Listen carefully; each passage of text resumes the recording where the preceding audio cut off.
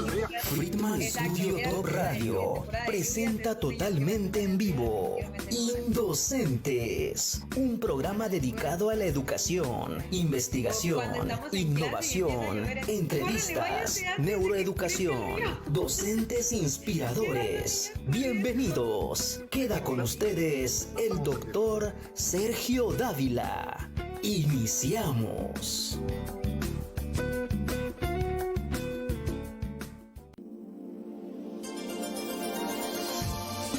Gracias, muchas gracias por acompañarnos. Nunca olvidemos que la educación es el eje más importante de nuestra sociedad.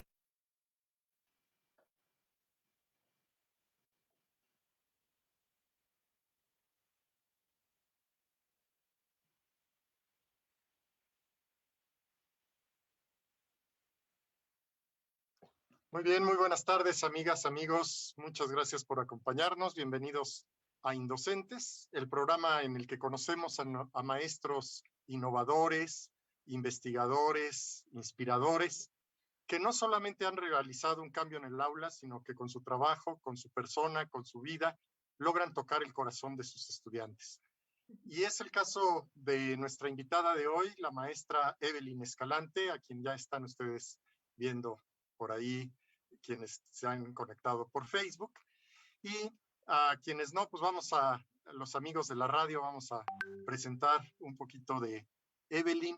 Ya saben que Indocentes no es un webinar, no es una conferencia magistral, por eso tampoco presentamos a nuestros invitados así leyendo la totalidad de su currículum, pero sí hay algunas cosas de interés que me gustaría compartir con ustedes, sobre todo para quienes no conocen a Evelyn. Evelyn, ella es egresada de la maestría en matemática educativa, con orientación en bachillerato en la Universidad Autónoma de Zacatecas.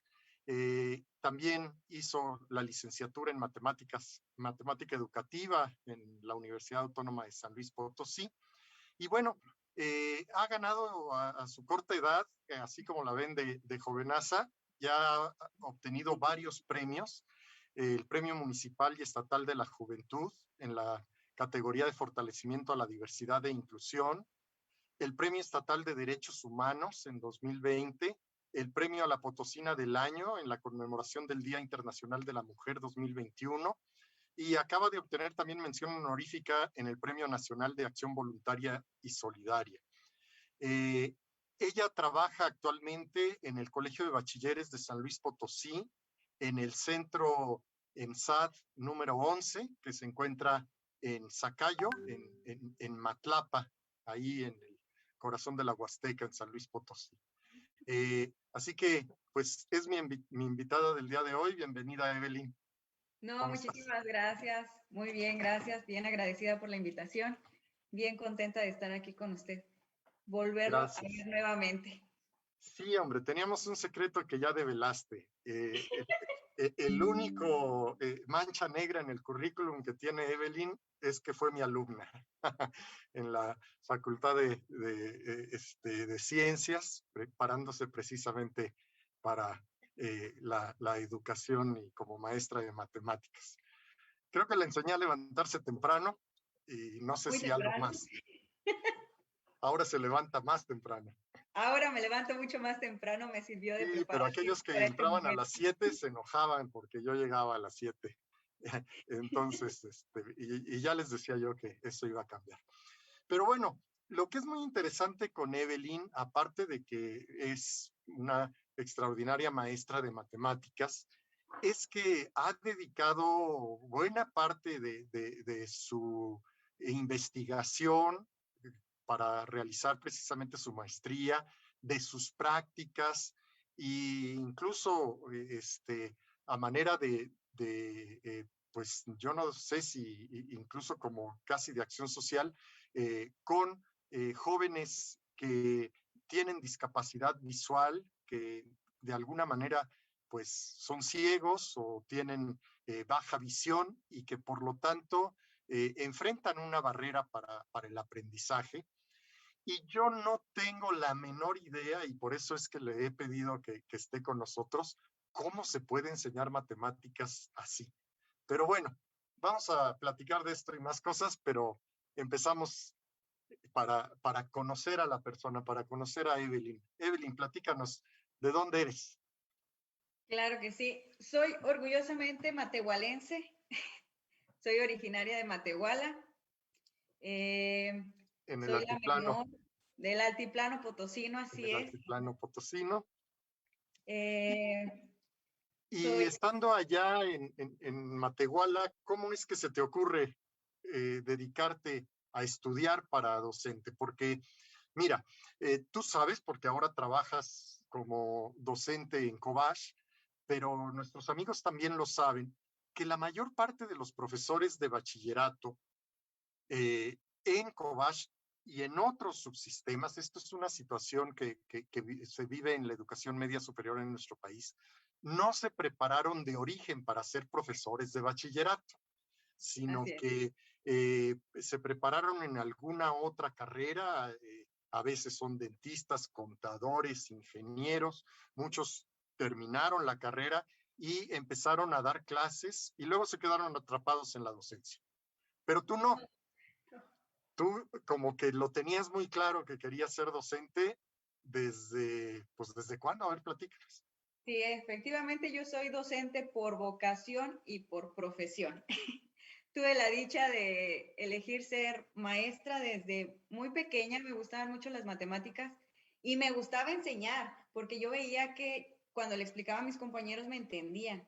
Entonces ya fue como de, ay, me gustan las matemáticas y me gusta explicarle a mis compañeros, como que por aquí tengo, y había casos en los que me decían mis compañeros, te entiendo más que al maestro. Y así seguí con el gusto de las matemáticas, le explicaba a mis compañeros cuando tenían algunas dudas. Y después, ahora me encuentro trabajando en Cobash, pero también soy egresada de un Cobash. Soy egresada del plantel 03 de Cedral. Y aquí tuve el gusto de encontrarme con una maestra muy, muy buena, que voy a decir su nombre, la maestra Isabel Cristina Martínez. Ella, tuve el gusto de conocerla, de coincidir con ella en el Cobash 03 y yo veía cómo ella impartía las clases, la manera en cómo explicaba y que todo el mundo decía, sí, le entiendo. Y yo decía, cuando sea grande yo quiero ser como ella. Y luego me acerqué con ella y le pregunté, maestra, ¿usted qué estudió? Y ella me dice, yo estudié en la Facultad de Ciencias. Y ya dije, bueno, voy a empezar a investigar un poco al respecto, pero la carrera solamente se ofertaba en San Luis. Pero mi papá me había dicho que él no quería que yo me fuera a estudiar fuera. Entonces fue un conflicto de que con apoyo de mi mamá fue como tratar de convencerlo para que me diera oportunidad de estudiar fuera de Matehuala, porque no había tenido como que ese conflicto con mis hermanos y ya fue de, bueno, entonces ella se quiere ir fuera, ¿qué vamos a hacer? Y ya me dieron la confianza de poder irme y ahí llegué. Para Y yo, nuestros amigos que nos escuchan y que quizá no son de San Luis Potosí, porque muchas veces tenemos el gusto de que nos escuchen en otros lados de la República e incluso en otros países, ya nos saludarán por ahí en los comentarios. Si están por ahí, háganoslo saber en sus comentarios. Eh, que Matehuala es una de las ciudades más importantes de San Luis Potosí, pero no es la capital. Está pues entre hora y media y 2 horas de carretera de la capital y es el tramo, ¿no? que tuviste que transitar, pero en más de un sentido, en el sentido de dejar la casa para irte a la capital. ¿Y en la así era. capital dónde llegaste? Casa Era de... Es que sí, como dice usted, fue un cambio bien brusco porque era escuela nueva, maestros nuevos, ciudad nueva, casa nueva, todo nuevo. Y sí, como la distancia de Matehuala a San Luis son alrededor de 2 horas y media, entonces no podía estar yendo y viniendo todos los días, por eso me tenía que mudar completamente a San Luis para poder seguir estudiando y también luchar un poquito en Matehuala todavía se tienen algunas mentalidades medias machistas de que la mujer está para la casa, para ser mamá, ellas no tienen por qué estudiar, ¿Para entonces qué también te vas tan lejos si te vas a acabar casando, no? efectivamente, justo eso. Entonces también ¿Y fue cómo otro, lo convenciste? ¿Cómo convenciste a tu papá? Pues en ese momento se dio la oportunidad de que una tía se encontraba en San Luis y fue como digo, bueno, si vas a llegar ahí con ella, está bien. Y esa fue la condición. De yo me iba a San Luis, pero tenía que llegar con una tía. Bien cuidada y bien observada. Bien vigilada. Bien vigilada. Y no te volvieron a ver porque de San Luis te fuiste a Zacatecas a hacer la maestría, regresaste a trabajar un ratito en Cedral y luego ahora estás En la Huasteca en la Potosina. Huasteca. Y platícanos, antes de entrar al aire me estabas platicando un poco cómo es el EMSA donde ahora estás trabajando y lo que te has encontrado. Pues fue un cambio totalmente diferente porque como dice usted, estaba en el Cedral, en el 03, un plantel, y pasé a un EMSAT que se encuentra en las comunidades, que no llega a ser plantel por la cantidad de alumnos que atiende. Son poco más alumnos que se encuentran en comunidades más alejadas, en donde tal vez un plantel no sería como tan viable por la cantidad de alumnos. Y sí le comentaba que tenemos alrededor de 120 alumnos aproximadamente, de en primero, tercero y quinto semestre, y el contexto sí está bastante diferente, porque por ejemplo, acá no hay el acceso al internet como se pudiera, no hay red de señal de celular para llamadas, para mensajes, no la hay. Los alumnos tienen que comprar fichas de internet de 5 o 10 pesos para poder conectarse, y aún así la conexión es bastante mala. Tengo alumnos que tienen que cruzar el río para poder llegar a la escuela, que caminan hora y media o hasta 2 horas para poder llegar a la escuela. Es importante destacar que en la Huasteca las temperaturas tienden a ser muy elevadas. Es un clima bastante caluroso, húmedo. Tengo chicos que me llegan tarde a clases porque antes de ir a la escuela tienen que ir a cortar leña.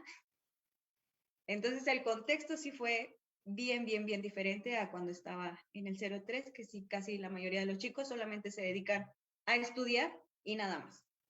Acá los chicos tienen que algunos trabajar, estudiar, no se tiene el acceso tan directo al internet.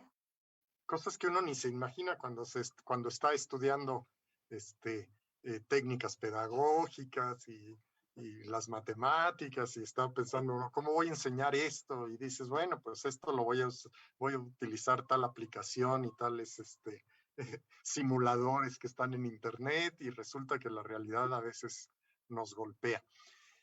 Pero bueno, vamos a regresarnos un poquito a cuando estabas en la preparatoria y dices que fuiste generando esta vocación un poco por el contagio de tu maestra de matemáticas.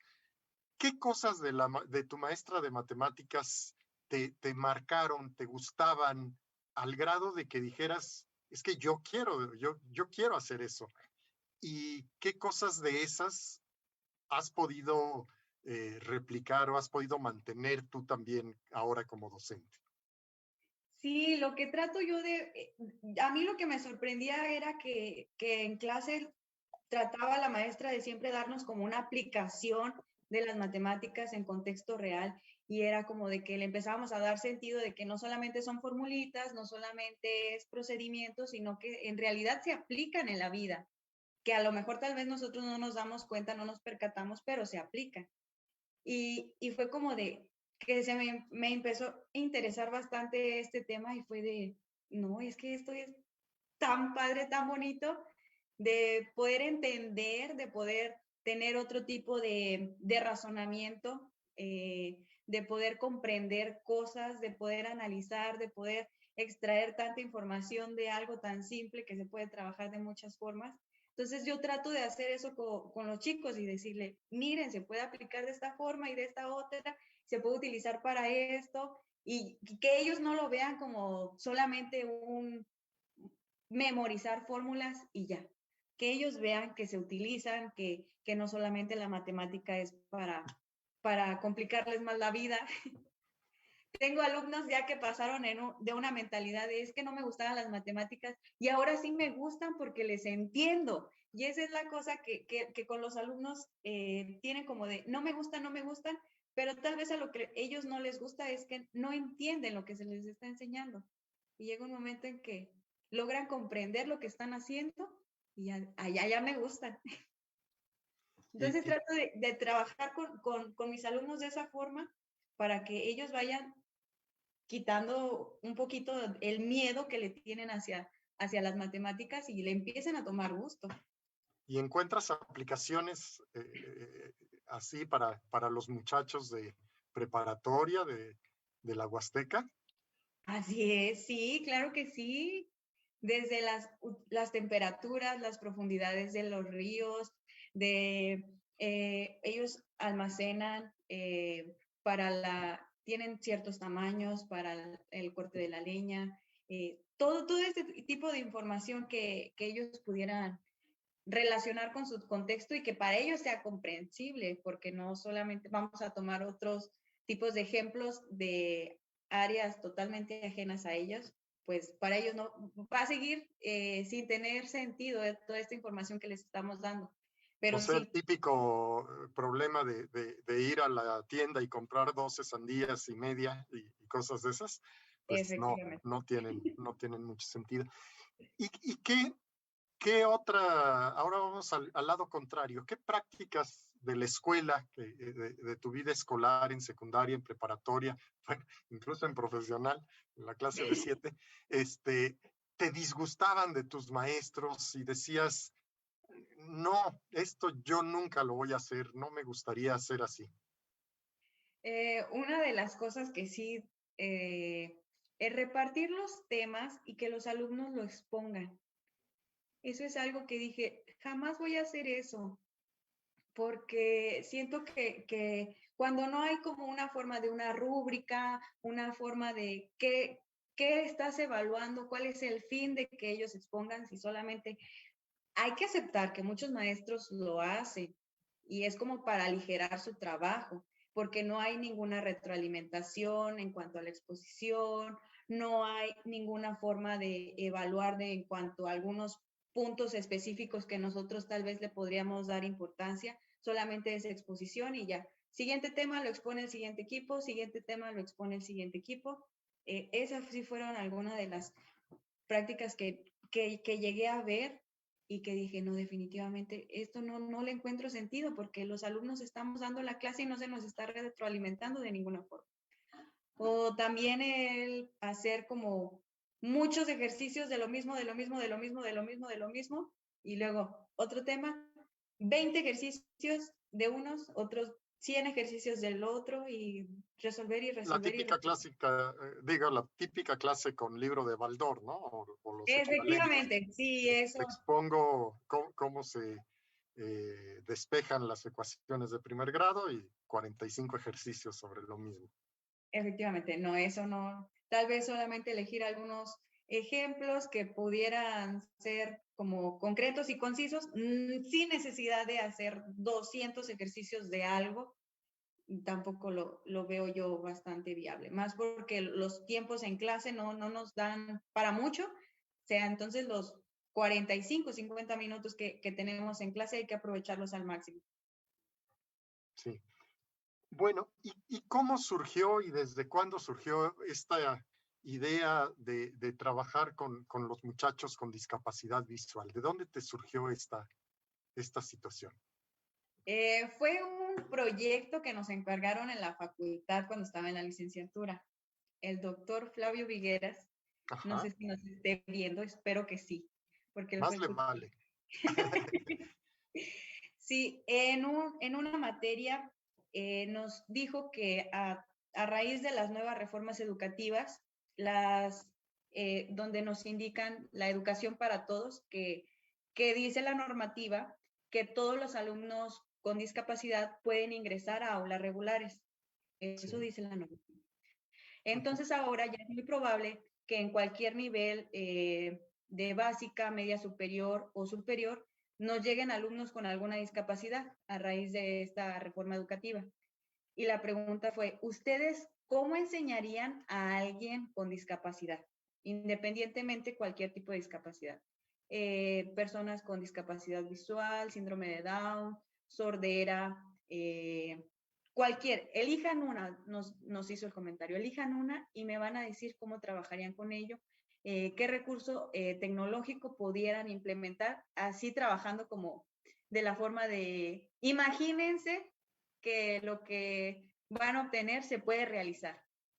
Entonces, el equipo en el que me encontraba, dijimos, pues hay que elegir discapacidad visual, porque al parecer es como una de las más complejas, a raíz de que las matemáticas las tendemos a explicar de forma muy visual. Y sería, ¿cómo enseñaríamos matemáticas a personas con discapacidad visual? Y no quisimos hacer como la propuesta muy a la ligera o muy a, yo creo, yo pienso, sino que nos dirigimos al Instituto para Ciegos y Débiles Visuales Ezequiel Hernández Romo, que se encuentra en la capital del estado de San Luis Potosí. Este instituto, sin fines de lucro, brinda atención a más de 100 alumnos con discapacidad visual de toda la República Mexicana. Hay chicos de Chiapas, Oaxaca, Querétaro, bueno, de muchos estados. Llegan a esta escuela y brinda atención desde preescolar, primaria, secundaria y preparatoria. Entonces llegamos aquí y empezamos a entrevistarnos con los maestros, con los directivos y con algunos alumnos para ver de qué forma trabajaban, cómo aprendían, de qué forma se les enseñaba, todo este tipo. Y ya cuando salimos de ahí fue cuando dijimos, no, esto sí está bien complicado. Si aquí que está en un instituto específicamente para discapacidad visual se torna difícil, ahora en un aula regular, pues sí se ha de volver algo más complejo. Entonces, yo me enamoré desde que llegué de la escuela, de la forma de trabajo, de los chicos, y decidí hacer mi servicio social ahí. Terminé mi servicio social y continué como voluntaria, y a la fecha ahí sigo, por 5 años aproximadamente que no me despego del instituto. Empecé apoyando a los chicos con tareas y luego, ¿nos podías apoyar en deportes? Claro que sí, yo los apoyo en deportes y fungía como guía, iba a entrenar con ellos, me fui a competencias con ellos, fuimos a Acapulco, fuimos a Colima, donde yo era su guía. Ya después apoyaba en teatro, apoyaba en los toquines que tenían, apoyaba en algunas actividades deportivas, en lo que pudiera yo, ahí estaba. Y desde un principio la directora nos comentó, aquí no se les paga porque pues el instituto subsiste por donaciones, entonces pues sí. Y dije, no, no hay problema, no se preocupe. Y ahí sigo. Estuve trabajando ahí el año pasado, estuve como maestra dando clases a distancia con secundaria y preparatoria. Entonces, a la fecha sigo siendo parte del instituto. Estoy lejos pero cerca. Y al parecer no fuiste la única, ¿verdad? Algunos de tus compañeros también, yo he visto que algunos de la misma generación, pues, también hicieron sus proyectos de maestría, para apoyar también a estos chicos, ¿verdad? Así es que la verdad, en torno a educación matemática para personas con discapacidad en México, no hay mucho. Apenas estamos así, como se podría decir, en pañales en el país. No hay mucho que investigar, hay mucho que hacer. Entonces, y la verdad, cuando uno entra en este tema, se enamora y ya lo hace así como por mucho amor al arte y tratar de hacer la diferencia. Y va ampliando, o sea, al inicio éramos muy poquitos, ya ahora vamos siendo más que se van interesando en esta línea de investigación de la inclusión educativa de personas con discapacidad en el área de matemáticas. Y pues vamos iniciando, pero pues ya es un gran avance. A veces me tocó como directivo ahí en Cobach que algún director me hablara y me preguntara, bueno, es que fíjese que el director que están solicitando ingreso, ¿no? Para el colegio, algún joven que tiene tal discapacidad, ¿no? Sordera o ceguera o alguna otra cosa. Y decía, bueno, ¿qué hacemos, no? Yo decía, pues lo primero es darle facilidades para que pueda realizar, ¿no? Como institución pública y con todo lo que ya has mencionado y simplemente por vocación, ¿no? Decimos, pues vamos a darle entrada. Pero es cierto que no es fácil porque uno desde el escritorio puede decir que bien que tengamos alumnos y que no se les niegue la entrada, pero de inmediato había una reacción de parte de los profesores que dicen, a ver, momento, es que a mí no me han capacitado para Exacto. trabajar con alumnos que tienen esta discapacidad. Y creo que ahí se genera como una disyuntiva no sencilla. ¿Qué va primero? ¿La necesidad que nos motiva a prepararnos?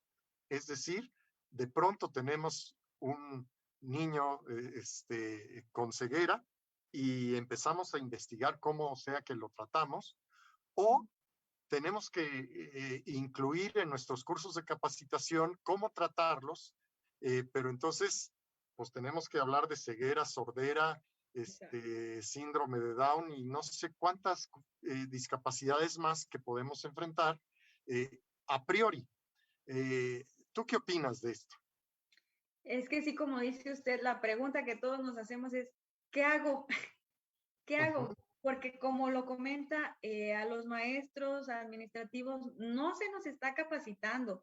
Como lo comenté, en la normativa dice, tienes que aceptarlos a todos, porque pues si no es discriminación, estás en contra de sus derechos y sí, estamos totalmente de acuerdo. Sí se tiene que aceptar a estos chicos, pero la normativa solamente se ha encargado de eso, de que en los libritos sí se ve bien bonito que diga que se tienen que aceptar a todos, pero Pero en no ningún dice cómo. momento, exacto, no me dice cómo trabajar con él y con el resto de los alumnos, cómo evaluarlos, de qué forma enseñarles, todo este tipo que tenemos que hacer, considerar para nuestras clases. En algunos casos los maestros ni siquiera saben que les llegan chicos con discapacidades, porque en ningún momento se les notifica. Entonces, no se está siguiendo como el protocolo que se tiene que hacer de forma rigurosa, de que al docente se le tiene que notificar, te va a llegar algún chico con esta discapacidad para que lo consideres en tus planeaciones. Ok, entonces ya el maestro va a ir ahí viendo qué adecuaciones hacer, pero sí la pregunta es que no se nos está Pero, capacitando. pero ¿estarías de acuerdo que entonces se capacitara así como previa y masivamente a todos en diferentes cosas que te pueden ocurrir, pase o no pase, o que cuando tienes ese caso, entonces como equipo de maestros, a esos maestros que van a atender a estos muchachos o a esos chicos, de alguna manera tengan un apoyo especial para decir cómo tratarlos? ¿Cuál de estas dos opciones crees que tendría que darse? Creo que la capacitación a priori es fundamental, porque esta capacitación nos ayuda a detectar algunos casos que no necesariamente se tenga como alguna discapacidad visual o sordera, sino para otro tipo de casos nos ayuda esta capacitación para sensibilizarnos también al respecto, de poder que nosotros tengamos como esa responsabilidad de querer y poder hacer algo, pero definitivamente se tiene que realizar antes porque ya nos llegan, y si para entonces nos empezamos a capacitar, ya nosotros ya empezamos a dominar la técnica, pero el alumno ya tiene que salir. Sí. Entonces, se supondría que se tiene que hacer la capacitación antes, y durante el proceso, las escuelas deben de contar con especialistas en estas discapacidades para que puedan apoyar y asesorar a los alumnos, a los profesores, perdón, durante la permanencia de los estudiantes durante su transcurso escolar. A mí me parece que hay como quizá un término medio, no sé si ahora que se está hablando de del diseño universal del aprendizaje, el DUA, que lo que busca es precisamente reducir las barreras, tener una mentalidad de inclusión y luego efectivamente, pues ya esa mentalidad de inclusión y esa bienvenida que das a los estudiantes hace que también te vayas moviendo en buscar las formas en que puedas disminuir las barreras. Pero tú lo platicas y yo todavía no me hago a la idea y no sé si nuestros amigos que nos escuchan puedan imaginarse que yo soy un profesor de secundaria o de preparatoria, que me dicen que me contratan para trabajar en el mes de enero, que llego el mes de enero al salón y ese día que llego al salón me encuentro con que tengo en mi salón a un alumno ciego. Yo quizás estoy acostumbrado a utilizar el pizarrón, ahí enseño álgebra, ahí escribo las ecuaciones, ahí les digo cómo despejarlas. ¿Tú cómo trabajas con un niño ciego?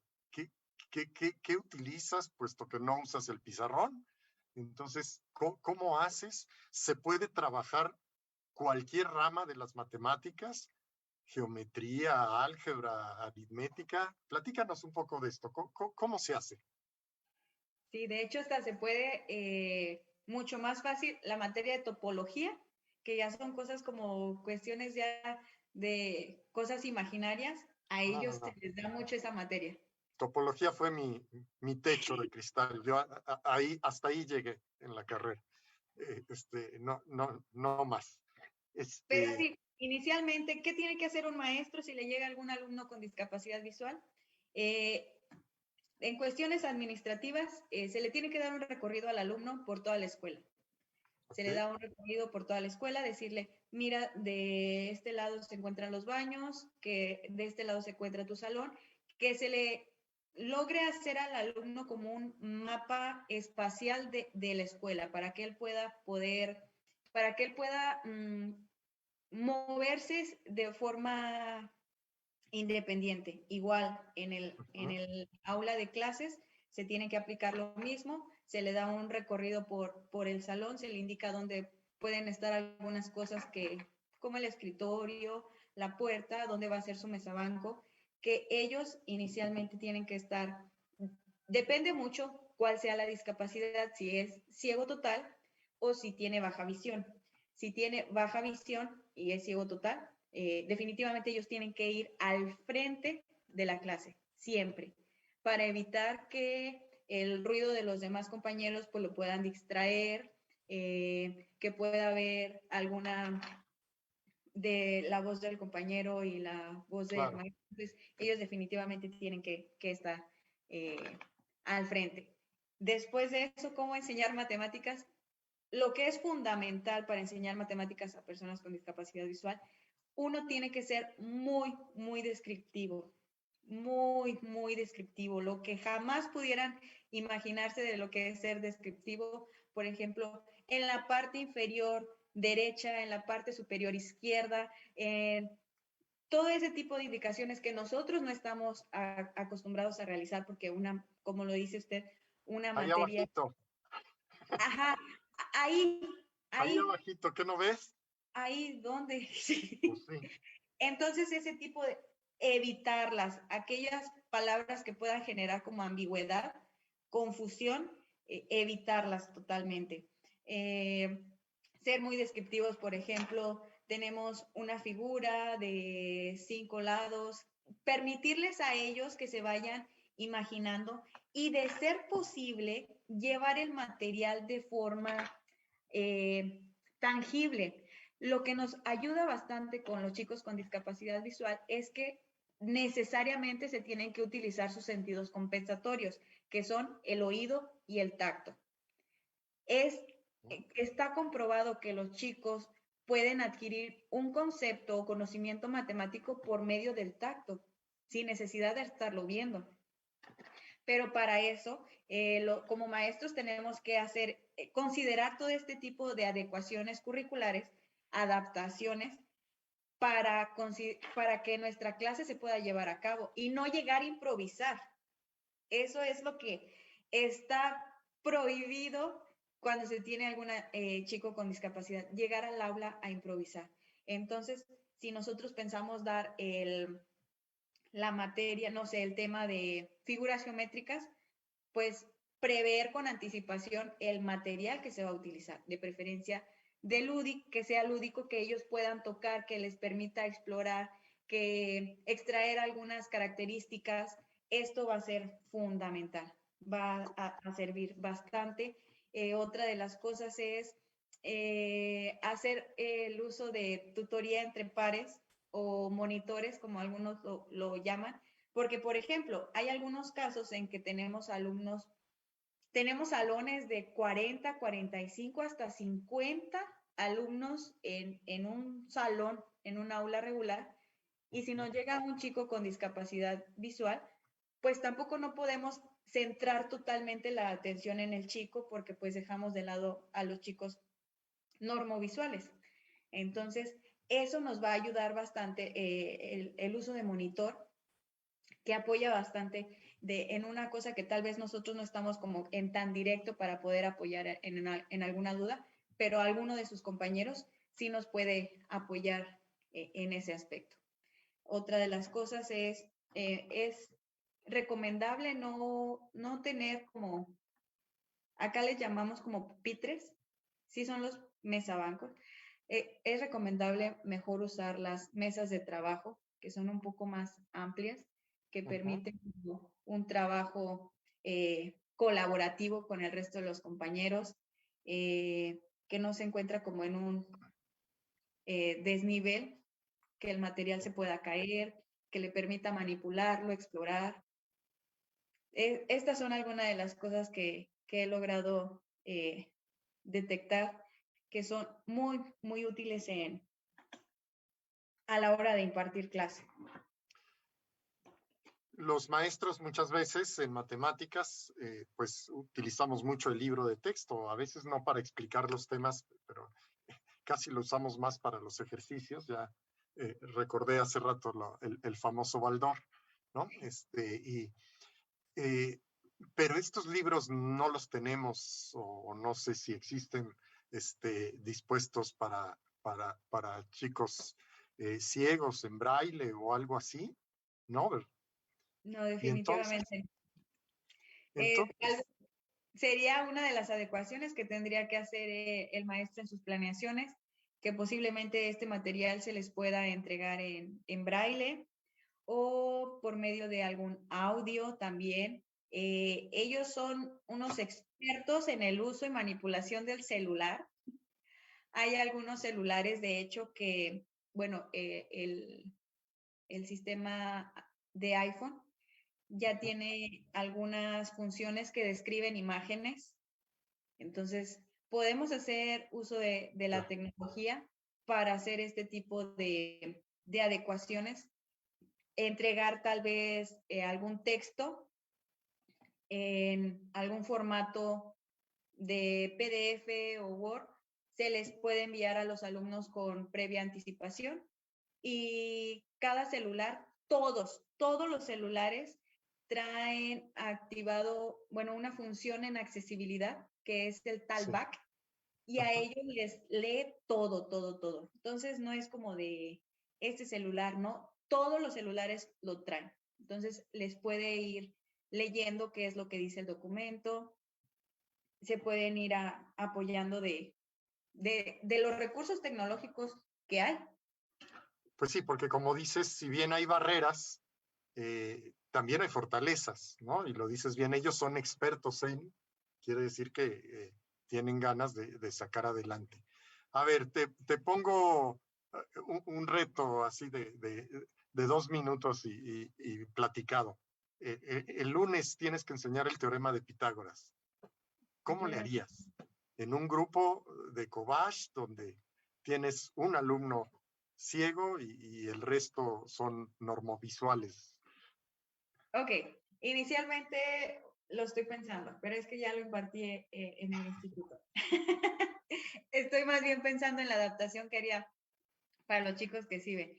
Inicialmente les entregaría un triángulo, rectángulo. Entonces, que me vayan identificando, entregarles a todos. ¿Qué características notan en esta figura? Ah, pues que tiene 3 lados. Pueden decir como que se hace un piquito, que podríamos considerar como el ángulo recto. Ya después irles nombrando a cada uno, ok, voltea la imagen, ¿dónde está el piquito, el cuadradito del ángulo recto? Enfrente se va a llamar hipotenusa. Voltealo, se sigue permaneciendo en la misma posición. La hipotenusa sigue estando siempre enfrente, los demás son catetos y ya después podríamos, ya después de que ya lo voltearon de las formas habidas y por haber y que vea que permanecen los elementos de la misma forma, ya ahora sí, ya sé perfectamente cuáles son los catetos, cuál es la hipotenusa, y ya ahora sí comenzar a darles la formulita. En ellos tal vez podríamos hacerles la impresión en braille para que la conserven en su cuaderno de trabajo y ya comenzar a hacer la sustitución. Ok, le vamos a llamar cateto a tal elemento, ir dando valores y que ellos mismos vayan realizando sus operaciones, sus problemitas, pero ya lo podemos considerar a partir de que él ya domina los elementos y ya está consciente, ya palmó cada uno de los elementos. No es como, imagínate que tienes un triángulo que está en sillas. No, nada de imagínate. No es, tócalo, ten. Fíjate qué interesante porque tú estás proponiendo, fíjense, y los colegas que nos están escuchando, a mí me parece fascinante esto de que tú planteas la actividad para todos, no estás haciendo, como nos decían quizás hace 10 años, un ajuste curricular o no sé cómo le llamábamos para el chico que tiene una discapacidad. Es, voy a adaptar mi clase para el desarrollo de todos, es esta idea. Sí. Y tú decías hace rato que los chicos que tienen una debilidad o una discapacidad en su visión tienen sentidos compensatorios, y los sentidos compensatorios me mencionaste el tacto y lo auditivo. Pero si pensamos en los que no tienen debilidad, fíjate cómo esto hace sentido, porque hoy en neurociencias pues nos hablan de los canales de percepción y nos hablan también de lo visual, de lo auditivo, de lo kinestésico, que tiene que ver con tocar, no tanto con esta idea de que se etiquetan a los estudiantes, sino que tenemos diversos canales de percepción y tú lo que estás proponiendo es enriquecer los canales de percepción para todos. Y ya me imagino que si todos tocan el triángulo rectángulo, todos van a tener mucho más aprendizaje que si solamente Evelyn dibuja un triángulo y pone en el pizarrón, como yo lo hice muchos años, este es un triángulo rectángulo, este es el ángulo recto y aquí está doña hipotenusa, ¿no?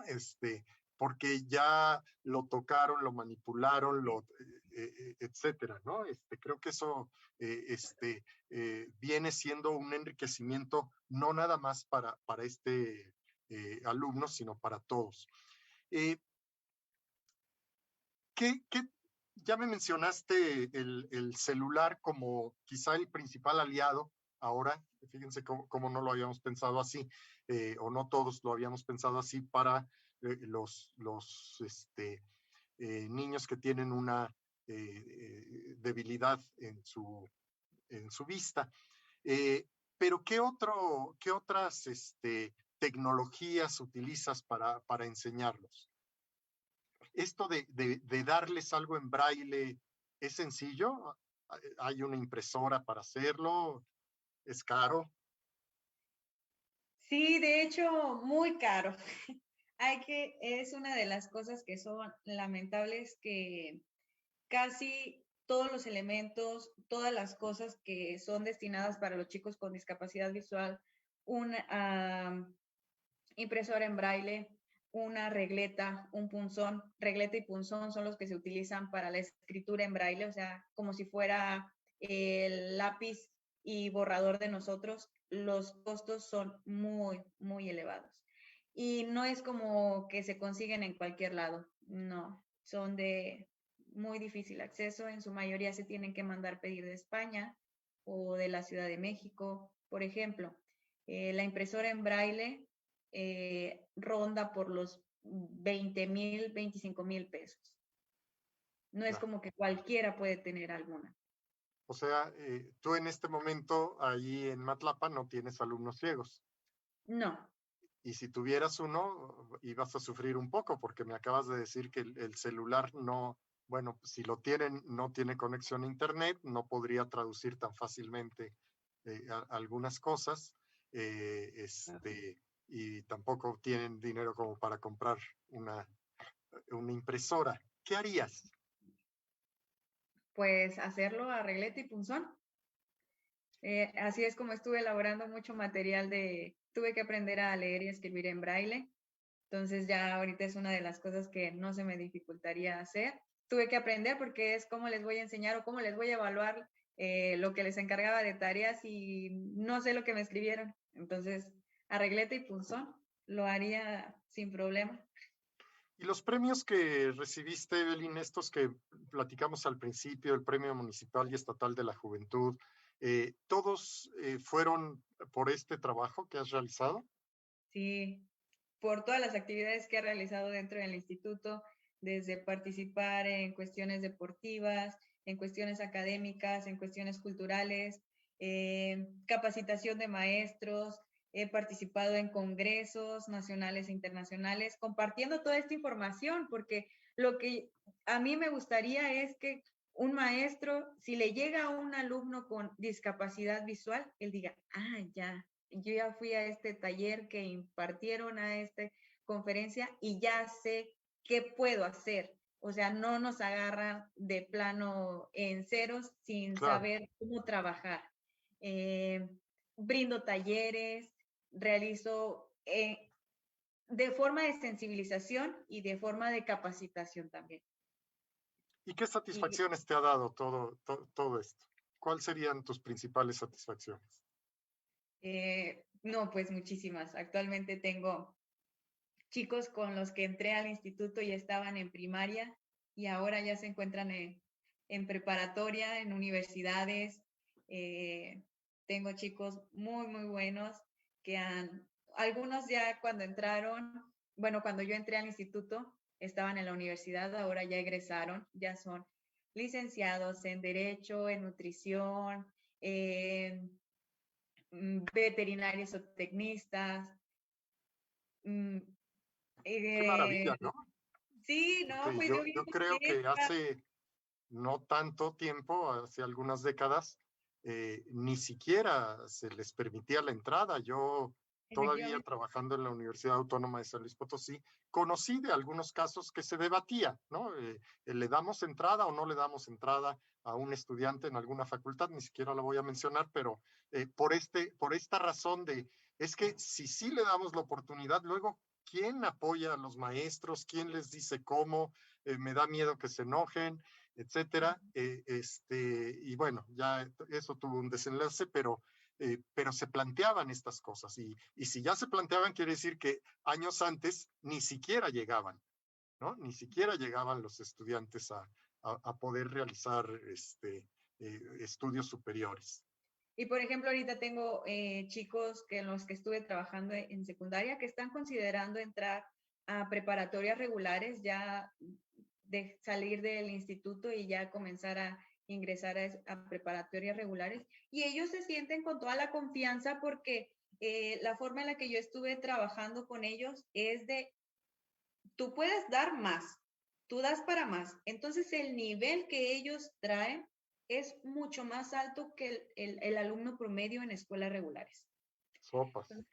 Yo me atrevo a asegurarlo y ya tengo chicos que dicen, no, yo voy a estudiar una ingeniería en sistemas o una ingeniería, no, ya ellos las matemáticas ya no son un coco, porque ellos tuvieron la oportunidad de que preguntaban, tenían mucha, su hambre de querer aprender y yo de quererles enseñar. Entonces, trabajamos de una forma bien padre y se obtuvieron muy buenos resultados. Los padres de familia lo notaron y era como de maestra, le agradezco mucho. A mi niño ya le empezaron a gustar las matemáticas y ya puede yo decirles, no, es que ustedes pueden y cualquier carrera, si ustedes dominan las matemáticas, cualquier carrera pueden elegir. Ya no se tienen que ir por la, no, me voy a elegir una carrera que no lleve matemáticas. Ellos traen un muy buen nivel de matemáticas y en una escuela regular yo estoy casi segura que no tendría ningún problema por seguir continuando sus estudios y sus materias específicamente de matemáticas. ¿Y cuáles serían los beneficios o habría beneficios para los jóvenes, tú les has llamado normovisuales, de tener un compañero en clase que tenga alguna discapacidad? Se vuelven más sensibles ante la situación y ya para ellos se vuelve algo normal. Ya en cuanto a estos chicos que ya trabajan con chicos con discapacidad, sin discapacidad, ya para ellos eso ya es algo normal, ya no es como, ya no estamos hablando de una inclusión, porque peleamos mucho de la inclusión y que deben de estar dentro. Ahí ya como todos están en sintonía, ya no es como de, ay, aquel chico tiene alguna, ya no hay señalamientos, porque Sí. ya ellos es una población normal del día a día y eso es lo principal, se vuelven más sensibles ante la situación y más ante, conscientes. ante la inclusión. Sí, cómo no, yo creo que debe aportar mucho esta posibilidad de contacto y convivencia, precisamente para que veamos que pues todos somos diferentes, Sí, todos tenemos derecho a estudiar, pero también todos tenemos diversos tipos de barreras y algunos tendrán barreras visuales, otros tendrán otro tipo de barrera más de tipo cognitivo, otros creemos que somos muy normales, pero quizá tenemos otro tipo de dificultad. sí, Y bueno, porque creo que eso. Uh-huh. ay, perdón, antes se le conocía como capacidades diferentes, personas con capacidades diferentes. Y si hablamos, todos tenemos capacidades diferentes. Sí, claro, claro, Lo que sabes hacer usted, tal vez yo no lo sepa hacer. Entonces su capacidad es diferente a la mía. claro. Y ha ido evolucionando el término con los cuales nos vamos refiriendo. A eso quería preguntarte también un poco, porque hoy en día eh, hacemos muchas bromas incluso con respecto a la corrección del lenguaje, al lenguaje inclusivo, no solamente para cuestiones de género, sino también para las cuestiones que tienen que ver con discapacidad. Entonces, tú me decías que lo correcto es decir personas con discapacidad visual, Así es. no invidente o personas ciegas. Platícame un poco las razones y qué es lo correcto y qué es lo que no es correcto. Sí, de hecho ha habido así una gran evolución desde en la historia, porque como le comentaba, desde los 1990 hubo grandes cambios en cuanto a la educación, que va desde la educación especial, son Ya, escuelas específicamente para alumnos con alguna discapacidad, solamente es escuela específicamente para alumnos con discapacidad. Y en aquellos tiempos eso se veía pues normal, porque ya se les estaba dando atención y se comenzaron a utilizar términos como necesidades educativas especiales. sí, Ya después dicen, no, ya la educación especial hay que tener un cierto cambio y ya comenzamos se tienen que integrar. El término integrar es, ok, lo vamos a aceptar, pero no solamente es que lo acepten y el alumno se encuentre dentro de las aulas. Lo que queremos es incluirlo. Integrar es diferente a incluirlo. Integrar es únicamente se acepta al alumno y se encuentra dentro de las instalaciones. Incluirlo ya es tomarlo en cuenta como en las actividades que se van a realizar, justo con esta evolución que ha habido en cuanto a los términos, pasa exactamente lo mismo. Antes se utilizaba términos como discapacitados, personas con capacidades diferentes, y es justo. Y actualmente o también sordomudo, todos estos términos se consideran incorrectos.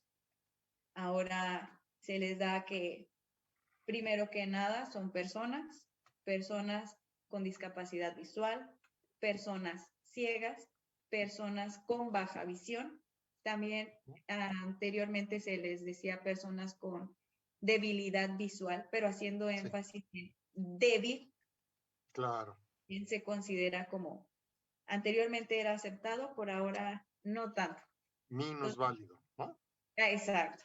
Esa es quizá de las peores, porque en sí misma dice que tienes menos valor. Entonces, a ver si entendí bien.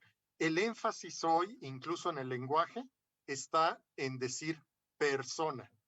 Es decir, yo tengo una persona ciega, pero no un ciego. Bueno, también cual. se puede considerar. Sí, pero también es mejor hablar de una persona ciega, no, yo decía invidente, y creo que incluso así lo promocionamos el programa de hoy. ¿Por qué no es correcto?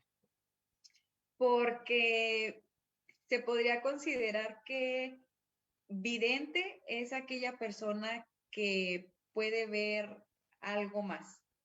Ya.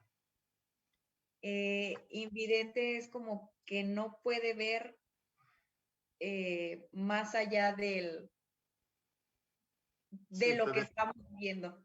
Como que te defino por lo que te falta, no por lo que eres, ¿no? Efectivamente. Ya. Pues sí. Muy bien.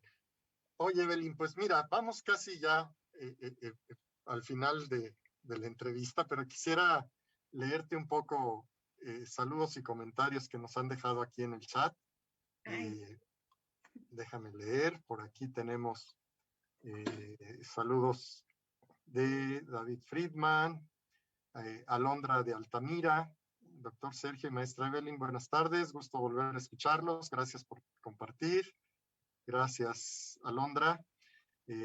También tenemos a Nelson Ibarra, que dice, qué entusiasmo de la maestra Evelyn Escalante, felicidades por sus logros, sí, definitivamente es gran entusiasmo. Gracias. El maestro Margarito, un saludo Margarito, excelente invitada, creo que lo importante es vencer el reto de atender personas con cierta discapacidad. Bueno, ya oíste Margarito, vamos a decir de manera diferente, pues los humanos enfrentamos muchas discapacidades y encontramos quien las atienda, es grandioso. Sí, de verdad que debe ser como contar con un ángel, ¿no? Tener un maestro que entienda esto y se comporte así. Ros Morales, saludos doctor Sergio, maestra Evelyn, felicidades. EMSAD 11 apoyándola, muy bien, saludos al EMSAD 11, qué padre que estén con nosotros. Emilia Torres, doctora Rita, felicidades a los dos, un abrazo doctora, gracias por estar con nosotros. Y bueno, ahora que se acercan las vacaciones para los docentes, ¿alguna película, algún libro que nos recomendabas, que nos quieras recomendar que tenga que ver con innovación, con docencia, con jóvenes especiales, con discapacidad? No sé, ¿qué nos recomendarías? Sí, claro que sí. Hay una película muy, muy buena, de mis favoritas. De hecho, no, creo como que me siento identificada y por eso me gusta mucho. Se llama Escritores de la Libertad. Ya. Sí, y recomendadísima esa película. ¿Esa te inspira? Sí, sí, me siento muy proyectada porque yo trato de cambiar el mundo y trato de, no solamente mis niños son un número de la lista, cada uno tiene una historia, cada uno pasa por momentos difíciles, entonces trato de atender yo esa, no solamente soy su maestra, soy su amiga y compañera, y de esta forma he tratado de llevar mis clases, todas mis clases, trato de ser muy cercana a ellos en lo que pueda yo tal vez ayudar. Tratar de lograr hacer un cambio con algunos chicos que tal vez se consideran ya casos perdidos. Entonces, esta película está muy, muy buena. Es de una maestra que trata de hacer unas estrategias didácticas medias extrañas, pero dan resultado con los chicos. Es basada en una historia real, entonces aún mejor. Pues sí, yo estoy cierto, lo decimos a cada rato y lo escribimos, que los alumnos aprenden más de lo que somos que de lo que les decimos en clase, y yo estoy seguro, Evelyn, que precisamente ese ser, ese entusiasmo por las matemáticas, por apoyar a los jóvenes con discapacidad visual, pero también por apoyar a todos estos jóvenes hoy, con los que hoy trabajas por ahí en el EMSAD, y que los ves llegar con hora y media o 2 horas de camino para poder llegar. Dices, caramba, pues ¿cómo que no van a tener ganas de estudiar? Por supuesto que sí, y estoy seguro que podrás tocar muchos corazones, y a mí me da muchísimo gusto que hayas aceptado platicar con nosotros esta tarde. Esperemos que no sea la última vez que lo hagamos, y que podamos seguir aprendiendo de ti y teniendo muy buenas noticias. Así que gracias, Evelyn. No, gracias a usted por la invitación. Igual le digo, me dio mucho gusto volver a verlo, y qué grato estar aquí con usted compartiendo. Bueno, ya no me regaña. Antes me regañaba cuando era alumna, pero ahorita ya no. Ya hasta me habla de usted. Gracias, Evelyn. Y gracias a todos. Los invitamos a que, si no nos pudieron escuchar o ver en vivo a través de esta señal de Friedman Studio Top Radio, sigan la grabación del programa en el canal de YouTube de Indocentes. Indocentes con doble N, por favor, porque ya tenemos quien nos copiaron. Y también los invitamos a que postulen a los docentes que ustedes consideren candidatos para ser indocentes y que les gustaría que invitáramos a este espacio. Y no se pierdan la próxima semana, el último Indocentes de 2021. Va a estar con nosotros el doctor José Luis Rivera, quien nos va a hablar de una propuesta innovadora que él llama la resonancia educativa. Va a estar muy interesante. Los invitamos a que estén con nosotros. Gracias a Huicho en los controles, a David en la producción, y quédense en la señal de Friedman Studio Top Radio. A continuación se queda Patti Galván con Yo Energía. Muchas gracias y buenas tardes.